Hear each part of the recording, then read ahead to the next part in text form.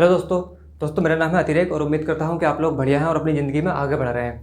दोस्तों ये वीडियो है लास्ट चैप्टर, एक बहुत ही फेमस मार्केटिंग बुक जिस पर हमारी पूरी सीरीज चल रही है, the 22 immutable laws of marketing. दोस्तों आज की ये वीडियो और हमारा जो ये लास्ट चैप्टर है इस बुक का, ये कहता है द लॉ ऑफ रिसोर्स, मतलब साधन के बारे में, पैसे की इंपॉर्टेंस के बारे में है दोस्तों ये।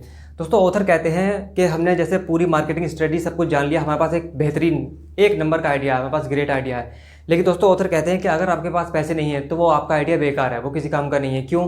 क्योंकि बिना पैसे के, बिना पूंजी के आपका जो प्लेन है वो टेक ऑफ नहीं कर पाएगा। ठीक है दोस्तों, उसी चीज़ को अब हम समझते हैं। और दोस्तों इसके साथ ही हम ये भी जानेंगे कि क्या इसका कुछ रास्ता है और ये किस तरीके से, क्यों ये इतना ज़्यादा इंपॉर्टेंट हो जाता है, मतलब कैपिटल क्यों इतनी ज़्यादा इंपॉर्टेंट हो जाती है एक अच्छे आइडिया होने के बावजूद भी। दोस्तों ऐसे मान लीजिए कि दो लोग हैं, ठीक है, एक बंदा है उसके पास बहुत ग्रेट आइडिया है, बहुत ज़बरदस्त आइडिया है बिजनेस का, ठीक है, लेकिन उसके पास कुछ भी कोई पैसा नहीं है शुरू करने के लिए। वहीं एक दूसरा बंदा है, इसके पास एक मीडियोकर आइडिया है, एक एवरेज आइडिया, काम चलाऊ आइडिया है बिजनेस का, ठीक है, लेकिन इसके पास $1 मिलियन है, इसके पास बहुत ज़्यादा अमाउंट है। तो पता है दोस्तों इनमें से कौन व्यक्ति आगे निकल सकता है, किसकी हाई पॉसिबिलिटी है? ना सिर्फ पॉसिबिलिटी बल्कि आप मान के चलिए कि ऑलमोस्ट आगे निकलेगा ये बंदा जिसके पास मीडियोकर आइडिया, बहुत अच्छा आइडिया नहीं है लेकिन फिर भी ये बंदा आगे निकल जाए। क्यों?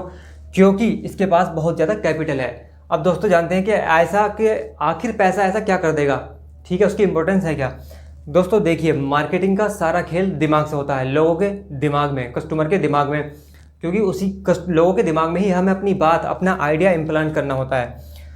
दोस्तों इसे ऐसे समझ लीजिए कि ये आपका दिमाग है, ठीक है, ये आपका आइडिया है, वो अभी आपके दिमाग में है, ठीक है, और ये है मार्केटिंग व्हील, मार्केटिंग की गाड़ी, ठीक है। मार्केटिंग के थ्रू आपको अपना आइडिया लोगों के दिमाग में, जो आपका कस्टमर है उनके दिमाग में इम्प्लांट करना है।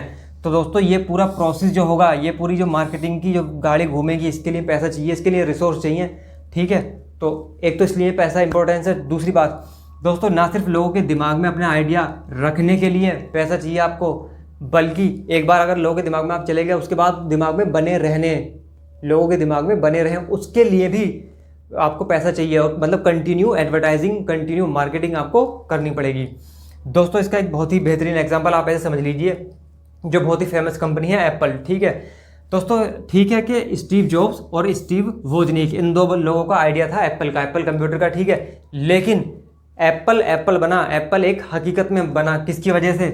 माइक मार्कलू, ये एक बिजनेसमैन और इन्वेस्टर्स थे, ठीक है, $91,000 का इन्वेस्ट किया इन्होंने स्टीव जॉब्स के आइडिया में, इन्हें पैसे दिए, ठीक है, तब जाके कहीं एप्पल बना, और बदले में माइक को मिला 1/3 का शेयर।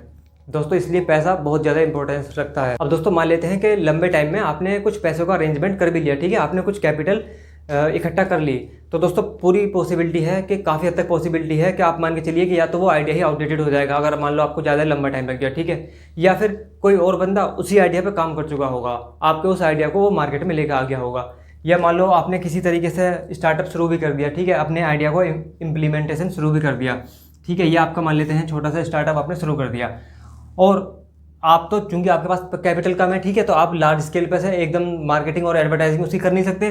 पता चला कोई बिग फार्मा, कोई बिग कंपनी है, कोई बिग कॉरपोरेशन है, उसकी नज़र आपके आइडिया पे पड़ गई। अगर उन्हें लगा कि आपका आइडिया में इतना पोटेंशियल है कि वो इस कॉरपोरेशन को, इस कंपनी के लिए भविष्य में एक थ्रेट बन सकता है, ठीक है, तो या तो हो सकता है वो आपको खरीद लें, या फिर वो खुद ही आपके आइडिया को, उस प्रोडक्ट को मतलब मार्केट में लॉन्च कर देंगे, और ये इनके पास ज़्यादा कैपिटल होगी तो ये अग्रेसिवली मार्केट में आएंगे।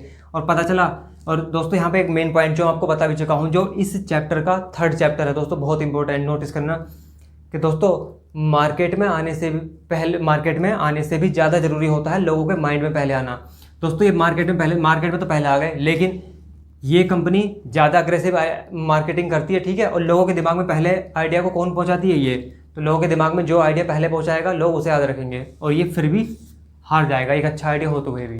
और दोस्तों शुरुआत में आपको कोई एंजल इन्वेस्टर या फिर कोई वेंचर कैपिटलिस्ट या फिर कोई भी बड़ी कॉर्पोरेशन नहीं मिलेगी, मतलब दोस्तों कोई भी आपको ऐसा बंदा नहीं मिलेगा जो आपके आइडिया में इन्वेस्ट कर दे, क्योंकि दोस्तों एक तो आपका जो आइडिया, किसी भी नए बंदे का आइडिया थोड़ा अलग ही होता है, ठीक है, और कोई भी इजीली ट्रस्ट नहीं कर पाता, ठीक है, तो शुरुआत में बहुत दिक्कत आती है। इसलिए दोस्तों ऑथर कहते हैं यहाँ पर एक दोस्तों मेन पॉइंट है कि जब आपके पास शुरुआत में कोई कैपिटल नहीं है, पैसे नहीं है, तो आपको अपना ध्यान मार्केटिंग और पब्लिसिटी पर नहीं लगाना, बल्कि आपको कोई ऐसा इन्वेस्टर, कोई ऐसा बंदा ढूंढना है जो आपके आइडिया में इन्वेस्ट कर दे, क्योंकि उसके बिना आप कुछ नहीं कर पाएंगे।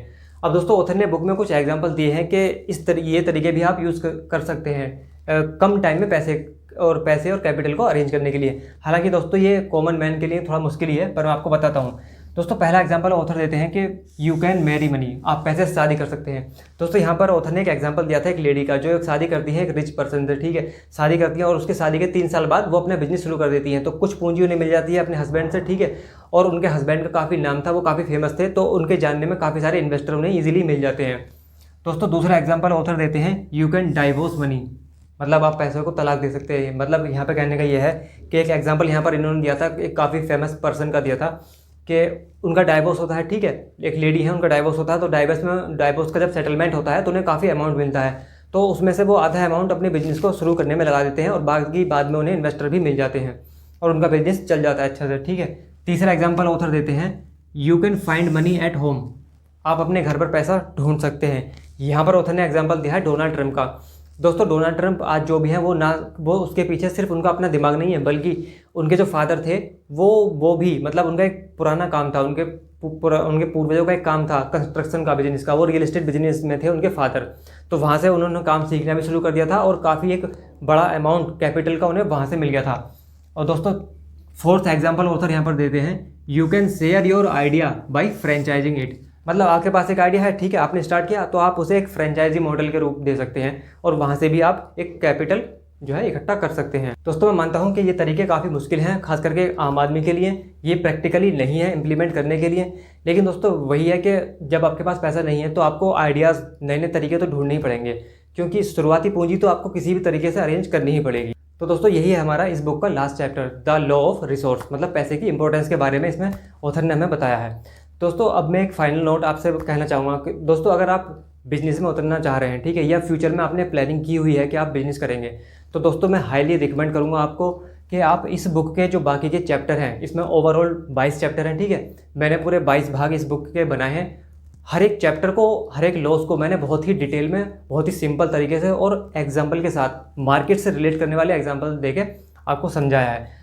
दोस्तों आप इन वीडियोस को जरूर देखें, पूरी एक प्लेलिस्ट बनी हुई है इस बुक के नाम से, चैप्टर वाइज, ठीक है दोस्तों, क्योंकि अगर आप नहीं देखेंगे तो बाद में आपको पछतावा ही होगा। उसकी वजह यह है कि दोस्तों जानकारी बहुत ही इंपॉर्टेंट है, बहुत ही सिंपल है, और ख़ास करके जब आप शुरुआत वाले पीरियड में हैं तो मतलब जितनी भी इस बुक की नॉलेज है वो जाननी बहुत ही ज़रूरी है। दोस्तों उम्मीद करता हूँ वीडियो आपको पसंद आया होगा, पसंद आया हो तो वीडियो को शेयर करें, चैनल को सब्सक्राइब कर दें। मिलते हैं नेक्स्ट वीडियो में, तब तक अपना ध्यान रखें। Thank you so much.